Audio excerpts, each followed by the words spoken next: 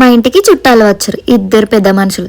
చుట్టాలు వచ్చినప్పుడు వాళ్ళని బాగా చూసుకోవాలి కదా, అలానే తినడానికి ఏదైనా చేద్దామని అనుకుని ప్రిపరేషన్ స్టార్ట్ చేశానో లేదు, హ్యాండ్ వాష్ చేసుకొని నేను హెల్ప్ చేసా పిన్ని అని మా చిన్న పెద్ద మనిషి వచ్చింది. ఇక్కడ మా కృషి ఆడు ప్రొఫెషనల్ చెఫ్లా ఫీల్ అయిపోయి ప్రతి ఇంగ్రీడియంట్ కెమెరాకి చూపిస్తూ చేస్తుంది.